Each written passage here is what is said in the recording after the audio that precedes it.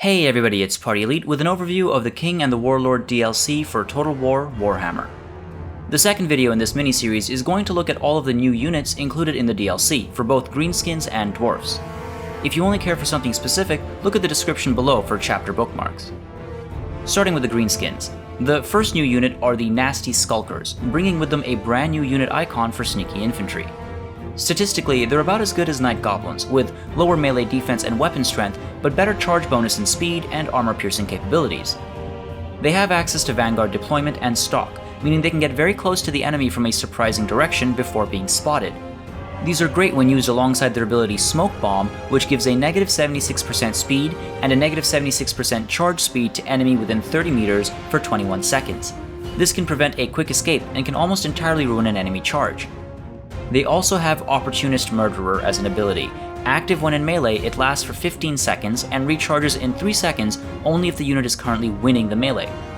The ability gives a plus 36% armor-piercing damage bonus, as well as plus 16 melee attack, and the ability to inflict poison damage, making them a legitimate threat to low-tier enemy units. Using Nasty Skulkers with support units that boost their statistics is key to getting the best use out of the unit. Consider having Itchy Nuisance and Sneaky Stabbin' on hand to help turn any engagement with Nasty Skulkers into a victory. As long as they're winning, they are capable fighters, and if they ever need to escape a rough situation or chase down an escaping enemy unit, the Smoke Bomb helps them, and those around them. Nasty Skulkers shouldn't make up your front lines. Instead, they should come in from the flanks in hopes of maintaining a winning status in the engagement, providing poison damage to help the main lines, and keeping their Opportunist Murder ability active. Next, we've got a new cavalry edition, the Night Goblin Squig Hoppers. These guys are anti-infantry with Vanguard deployment and poison attacks. At their price range, while they can be quite easily hurt, they provide some mobility and support in their poison and anti-infantry focus. Outside the Orc Boarboy Chariot, the Greenskins did not have an anti-infantry cavalry unit, and the Squig Hoppers are almost half the cost. With such a low melee defense, they are better off coming into combat for short spurts and being pulled away instantly after poison has taken hold of the enemy. While they can help turn stalemate engagements, they will take a fair amount of micromanagement to keep alive. It feels as though Fists of Gork is an essential spell to use in an engagement where the Squig Hoppers are involved, to help keep them alive and fighting for long enough to make their money's worth. Finally, we've got the Squig Herd. They bring with them a new unit icon as well, but it's okay this time because it's a squig. These war beasts at 500 points are armor-piercing and anti-infantry, with Vanguard deployment and an immunity to psychological effects. With relatively low defensive stats, they will need to be kept safe from prolonged engagements, and their main strength will lie in flanking maneuvers where they can hit armored infantry units. Once again, consider supporting them with magic such as Fists of Gork to give them a serious chance in melee. The low melee defense stat means that any armor-piercing unit will be able to kill them in prolonged combat without much issue. They do have a special ability, however, that gives them an interesting dynamic. Squigs Go Wild is a 15-second augment that gives a plus 16 to melee attack, a plus 18% to armor-piercing damage, and makes the unit unbreakable while also making them frightening. This activates when in melee, taking 3 seconds to recharge only when leadership is wavering. Putting Squig Herd in precarious situations actually help bring the best out of them. It gives them a fighting chance near the death to cause some damage before being taken out, and, in some cases, can scare the enemy off if timed with an additional rear charge and some leadership damaging magic or ability support. The first new Dwarven unit are the Rangers.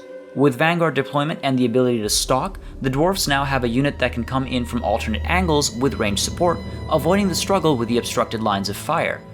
While Quarrelers and Thunderers will still make the backbone of a Dwarf ranged contingent, the ability to cause early damage and sneak around makes the Rangers an interesting choice. Coupled with some melee units with Vanguard deployment, they can make a decent group to take care of enemy ranged and artillery units while also guarding against inbound flying units and cavalry. This gives the Dwarfs a chance to be a bit more aggressive, not forcing them to bunker down and box up to survive. With great weapons, they become close quarters infantry with armor piercing, in range, and melee combat. However, this comes at a great cost of range and ammunition, making them an extremely niche unit. These guys will be tough to keep safe and alive, and will be easy pickings for enemy cavalry if there are no gyrocopters with brimstone guns nearby to thwart cavalry charges. Consider keeping them hidden, off to the side, and letting the enemy clash with your main lines first before pulling these guys in for some rear missile fire. If you have the Great Weapons variant, you can follow this missile fire with a rear charge into melee when out of ammunition. Next up, we've got Bugman's Rangers. These guys are similar to Rangers with a decent bump to HP and good increases in leadership, melee attack and defense, and charge bonus, though you'll hopefully never be charging with them. They're also immune to psychology and have liquid fortification, a constant augment that replenishes the unit's hit points while reducing their accuracy, as long as their leadership isn't wavering. It might be interesting to use them as low-quality melee troops to help act as hammers in hammer and anvil tactics, and then pulling them away when low on morale to open fire from a distance.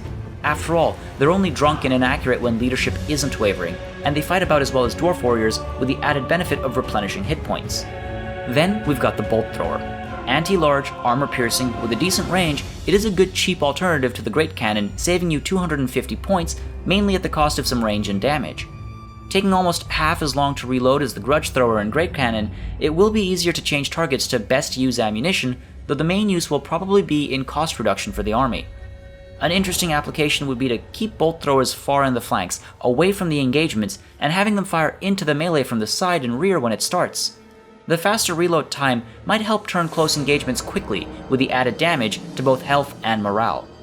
Finally, when playing specifically as Clan Angrund, you will have access to the 4 Ancestral Ghosts. They are more expensive than their living counterparts, but they all cause magical damage, are ethereal, unbreakable, and can cause fear and terror. While they have significantly lower armor and HP, the fact that they're ethereal counters that, and their stats, otherwise, are close enough to their living counterparts. And that wraps up the new units, with variants introduced in the King and the Warlord. I'll be curious to see how army compositions start to change with the introduction of these new units and abilities, and I'm curious what you guys think are vital additions, and which are throwaway units. In the next episode, we're going to look at the Regiments of Renown available to both factions and what makes them worth the price tag.